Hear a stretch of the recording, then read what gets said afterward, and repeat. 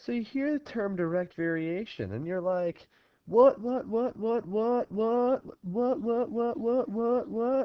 Nah, you don't say that because I'm gonna tell you what direct variation is. Direct variation is a linear equation that passes through the origin. So it's in the form y equals mx. It's so similar to slope-intercept form, except guess what? There's no b, meaning it'd be plus 0. So if it goes through the origin, that's the y-intercept. So it'd be y equals mx plus 0. So we just say y equals mx. So it's the only situation where you can find the slope by dividing a y value by its x value. So we don't need to worry about the change in y over change in x for this. All right, that is unique. But that's what our goal is going to focus around for this section. I can write and graph a direct variation equation. So we're going to do a couple different things with direct variation. All right, first thing we're going to do is identify if something is direct variation. So the example here is, does the equation represent a direct variation? Now remember, direct variation is, what is it? What? It's y equals mx. And remember, that m is still our slope. It's also considered the constant of variation. So to figure out if it does, we just solve the equation for y. So this is a hint. We solve the equation for y and see if it is in the form y equals mx. So right now we have 7y equals 2x. So the only thing that's keeping us away from the y being by itself is that 7. So this thing, we just have to break it apart. And to break this apart, since that's multiplication, we're going to divide by 7. So I'm going to divide by 7 here. I'm going to divide by 7 here. So this will cancel out. Now y is by itself, and we have y equals 2 over 7. We'll put the fraction out in front, 2 over 7x. And guess what? Yes, that is a indirect variation. And it says find the constant of variation. Um, that would be the slope. That would be the 2 over 7. Alright, let's look at the second one. Let's solve for y and let's see if it ends up in that form. So we have two things over here. We have the plus 4x and we have the 3y. To get the y by itself, we got to get rid of that whole plus 4x and we got to divide this 3y up. So to get rid of that whole plus 4x, we're going to subtract 4x. Since we're getting rid of the whole thing, we're subtracting 4x. We're not going to divide. We're not trying to break it up. We'll subtract 4x. So minus 4x over here. Just for terms of slope-intercept form, I'm going to leave the minus 4x in front and have the positive 8 added at the end. And we need one more step. We got to break up that 3 and y by dividing by 3. And we divide everything by 3 then. We're really dividing the whole side by 3, but that's dividing everything by 3. So we would have y equals negative 4 over 3x plus 8 over 3. I don't need to simplify it any further than that right now. That is not direct variation. Why is it not direct variation? Because it has this y-intercept at the end. So if there's a y-intercept that's not 0, then it's not going to be direct variation. It's still a slope-intercept. It's still a linear equation. It's just not direct variation. Okay? So, what I'd like you to try on your own, it says, does 4x plus 5y equals 0 represent direct variation? If so, find the constant of variation or the slope. Go ahead. Alrighty, so I did most of the work for you here. You can check your work. What we needed to solve for was y, to get the y by itself. So I first want to get rid of that thing that's over there by itself, the whole 4x. So we subtract 4x, end up with 5y left on the left side and minus 4x on the right side. One more thing I had to do is separate the 5 and the y. Since they're multiplied, we'll divide by 5.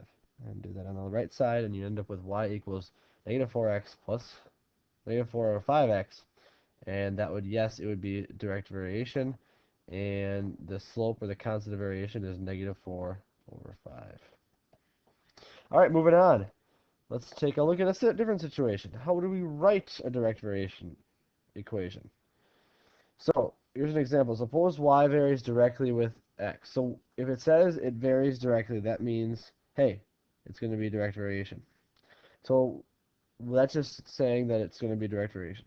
We have that, and remember, that's y equals mx. Just like a slope-intercept form, we just need to figure out what the m is. But it says y is 35 and x is 5. What is the direct variation equation that relates x and y? So that's what we're going to do first. So remember, y equals mx. So let's plug in for y and let's plug in for x. That's what we have. So 35 equals m times 5. We want to figure out what the m is. So let's solve for m. I'm going to divide by 5 on both sides. We have our m equals 7. That's good. So our direct variation equation would be y equals 7x. Because now we could use that for any x or y. So now it says, what is the y value when x is 9? So originally we had our xy chart. We knew that when x is 5, y was 35. Now we're trying to figure out if x is 9. So let's plug in for x. So this would be y equals 7 times 9, which equals 63. So we end up with 63 as our answer for when x is 9. All right. So try that on your own. Try to write the direct. It says suppose it varies directly with x. So that right there we know it's going to be direct variation. Y equals mx. X is sorry. Y is 10 and x is negative 2. What is the equation? Then it says the second part. Find it when x is negative 15. So I'll start you off. We can start with that t-chart and say that we know negative 2 and 10. We got to figure out that constant of variation, that slope. So go ahead and try. Alright, I did the work for you. I ended up getting the equation y equals negative 5x, and when x is negative 15, I got y is 75. So you can pause it and check that work if you're looking at it. It's very similar to the one before that. Alright, moving on. How do we graph? Graphing direct variation. So graphing direct variation is just like graphing slope-intercept form. Only the y-intercept is 0. So if we really want to do this, you can add plus 0 at the end, plus 0 at the end. So that should make it easy for us. So if the b is, so let's look at, we'll do one at a time here. This is number 1. Let's say for this one we have the m is negative 1/2, and the b is 0. How do you know where to put that negative? It's up to you. You can put it on the top or the bottom. Either way, it'll work out. So for this one, and I'll graph this one in black, the b is our starting point on the y-axis, so it starts at 0. And if we have the slope is rise over run, so remember rise over run. So our rise is a negative in this case, so I'm going to go down 1 and over 2. Ooh. So this is where my next point is going to go. Do it again, down 1 and over 2. That's where my next point is going to go. And it's going to keep going like that. You could go backwards, you could go up 1 and back 2. It'll be right there. Here's my line. Hopefully it's somewhat straight. Now I'm asking you to try in a graph paper or make your own graph to try this second one. And I'm going to do this second one in red in just a sec. But try this second one, please. Alrighty, so what I did here was I just did use the intercept of 0. So starting at 0 again. And the rise and run would be net 2 over 1. So up 2 and over 1. Continued that so I had enough points to make our line. There you go. That is graphing direct variation. No different than graphing slope-intercept form. Alright, last thing is just writing a direct variation equation from a table. So what I'm going to do, I'm going to cover this up for a second. So I'm going to give you a table. It says, does it vary directly with x? If so, write an equation. So the way to check is, really, does it have a, when we're checking the y over x, is it the same every time? Or is the slope the same every time? That'd be another way to check it. And to see if it would go back, if you go back to 0, would it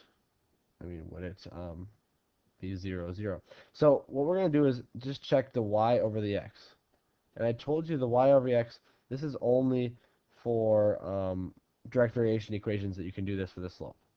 So the y over the x for the first one would be 6 over 4, and that reduces to 1.5, or 1.5 over 1. Then we have the 12 over the 8, so that would be 1.5 as well if you reduce it. Same thing with 15 and 10. So yes, it is direct variation. And then, by the way, the direct variation, since it's 1.5 every time, that would make it y equals 1.5. That's the slope, x. It's going to be plus 0 because it is a direct variation. Okay? Second one, do the same thing. Do the y over the x. So we do the 3.2 over negative 2. That's going to be negative 1.6. Then we do the 2.4 over 1. And that happens to be 2.4. Oh, not the same. 1.6 over 4 would be 0.4. So it's not the same for all the data pairs. So it's not a direct variation. Just to recap that, to find the slope when you know it's for it to be direct variation, you can just do a y value over an x value, and it should be the same every time. If it's not, then it's not actually direct variation. That's only for direct variation equations. So why don't you try that with this one, number 4. For the data in the table at the right, does y value vary directly with x? So is it direct variation? And if it does, write the equation. So just like above, we're checking the y over the x. So I wrote them out here, 2.25 over negative 3, negative 0.75 over 1, and negative 3 over 4. You might be saying, well, are they going to be the same? Because if they are, then it would be a direct variation. And actually they are. They are. So they're all going to be negative 0.75. And this is negative 0.75. And this is negative 0.75. So it is direct variation. And then the equation would be y equals, and the slope is just that negative 0.75. So there's the equation in the direct variation form. So that's direct variation in a nutshell. Please review your notes. Make sure you understand what direct variation is. It's in this form. And how you find it, or how you graph it. Those are the two different things we were doing. All right, enjoy the rest of your day.